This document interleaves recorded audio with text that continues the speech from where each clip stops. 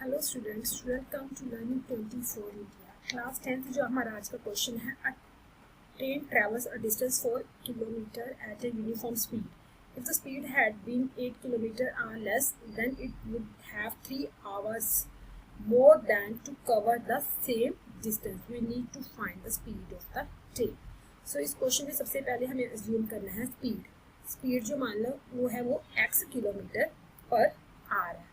तो अब इसमें बात करी गई है, जो डिस्टेंस है वो सेम है, डिस्टेंस 480 किलोमीटर है। तो इसके अकॉर्डिंग हमारा जो फॉर्मूला बनेगा, time is equal to distance by speed. इसलिए बन गया 480 by x. Take it as number 1, इसको हम एज एज्यूम करेंगे, ये नंबर 1 है। अब सेकंड केस में बोला गया है कि जो स्पीड है वो 8 आवर लेस हो जाएगी। जो ये एस है, इसको एस, ये S1 मान लो, D1 T1। जो S2 है, न्यू स्पीड है, वो x आवर, वो 8 आवर्स लेस हो जाती है। तो ये बन गया x minus 8 kilometre per hour. और इसमें जो टाइम है, डिस्टेंस है, मतलब D1 है, सेम ही रहेगा। इसमें D1 भी 480 ही रहेगा, मतलब D1 is equal to D2 बोल सकते हैं। इसको D2 भी अगर मान लें, ऐसे कर लेते हैं इसको, D1 is equal to D2, distance same है, तो ये बन गया 480 किलोमीटर। अब इसके अकॉर्डिंगली जो हमारे पास टाइम होगा वो हो जाएगा, टाइम मतलब T2, जो न्यू टाइम है वो बन जाएगा हमारे पास, क्या बनेगा, वो बनेगा 480, डिस्टेंस सेम है, तो टाइम क्या है x माइनस 8। इसको नंबर 2 मान लेते हैं। अब क्वेश्चन में ये बोला गया है कि जो it would have taken 3 hours more to cover the same distance. अब ये 3 आवर्स मोर का डिस्टेंस ले रहा है, मतलब इन दोनों अगर देखा जाए तो अकॉर्डिंग टू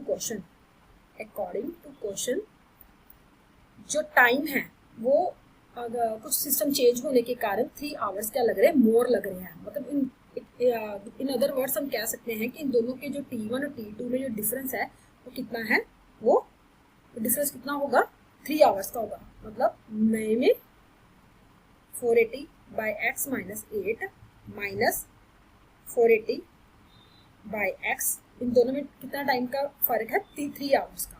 अब इस क्वेश्चन को हम सॉल्व करेंगे। ये आ जाएगा हमारे पास 480 इसमें से कॉमन निकाल लेंगे, कॉमन निकाला तो ये आ गया 1 upon x minus 8 minus 1 upon x is equal to 3।